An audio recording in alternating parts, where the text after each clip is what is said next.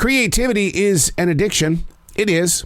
And you have to look at it as such. You've got to listen to it. You've got to love it. You've got to embrace it. You've got to hold it. And it will try to do the same with you, but then it's going to demand even more from you. It's a love-hate relationship, but I would rather put love ahead of the hate so that you can get on with your life and be as great as what you really are. Unplugged, because we will always say yes to creativity. Totally Uncut, because we all make mistakes. So turn it into a tool. This is Arroe Unplugged. How are you? Where are you at on the map? Show me on your map where you are. And while you're at it, can you show me your Google Calendar? Show me where you are in time. You doing good? You fine? How is life?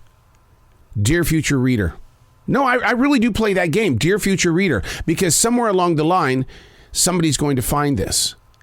And when they do, your time and my time are going to be completely like way the heck out there, not connected, but yet somehow time connected us right now. Unmasking the hidden ambition. We've all got that stuff. The way we think, the way we dream. Unmask that hidden ambition. We live in an age where we want to accomplish something, but it still rests in the depths of thought. The mission that we're being called to, is it a safe place? Or do we just not want to rock the boat? See, I love the word chance, but in this restless world, it can lead to unsettled harmony. I mean, we keep reading about this thing called the Great Resignation, where adults 45 to 50 plus walked away from their careers to enjoy life. Well, that just scares the crap out of me, because how much do you really have saved up? And how long is that going to last? Plus, we've also got employees that are starting and quitting jobs in a world offering so much opportunity. But really, is that opportunity there, or is it just a bunch of junk on your digital platform? Well, it's not there for a specialized career designed to do this, but the world says, nah, we need that. The hidden ambition would be to try, but the reality of the moment is it keeps the dreamer at bay. Because what if we're wrong? Who would you be if you elected to change? I mean, it means a new working family. Can we easily make that change? Now toss in fuel prices at nearly $4 a gallon. That's on this day, because on your day, it could be $7 a gallon. This thing called change. Hey, it's Arroe. This is The Daily Mess, a chronological walk through an everyday world. I am a daily writer. My eye is on the street. I am no different than a snake on the ground, feeling the vibration of the planet as it tries to move forward. I am a silent wolf. I'm in the underbrush of every tree. I am watching everything around me. That's what being a daily writer is all about. I'm not going to, flim-flam my way through this and say that life is great, because I know where you are, but I just don't know where the dot is on the map. This is The Daily Mess. There used to be a time when I would listen to gut instinct. It helped me prepare for the required steps of expectation. I've shunned myself of such thinking today.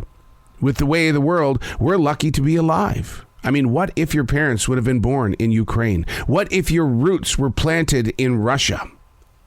The daily wake-up call should start with gratefulness. At any given moment, even the rich and famous can face the reality of. The reality of. That's a scary-ass place to be. Being present, hearing what's in your now, knowing the soil while gently accepting the next step. Now is not the time to be a fake. But we face it every day. Instinct and intuition. They are high on each and every one of our lists. But is this the time to trust it? Look at how they tried to predict COVID-19, and we're 2.5 years into this now. Jesus. Are you writing about any of this?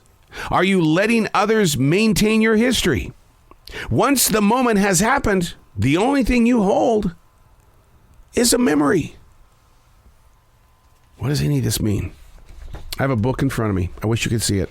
Can you hear it? When did I start this book? This particular journal was started on, oh my God, December 29th, 2021. Wow. And today's date is March 4th, 2022.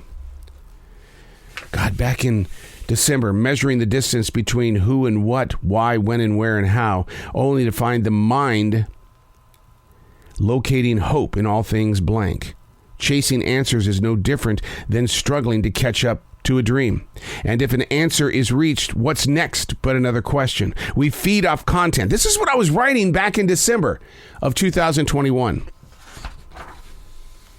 God. If you could take your fingertips and just lightly rub it on the page, you could feel the depth of thought. That's what writing is about. And I ask again on this particular day, once again, which is March 4th, 2022, are you writing any of this down? Because remember, once it's happened, it's only a memory. And you know what we do with memories? We rewrite history. Feel this page. This is today. I used a ballpoint pen. I didn't use a writing instrument. It was a pen. Only because for some reason I wanted to see the color red on the page today. Red is power. It teaches the mind to believe in what it wants to and have the strength to grow in every direction it needs to. You don't have to sit there and be a perfectionist. Just put your thoughts down and allow them to grow. Easier said than done, right? Well, it's called trust. Trusting yourself to be present. And then having the faith to grow it forward. I'm Arroe, and that's the Daily Mess.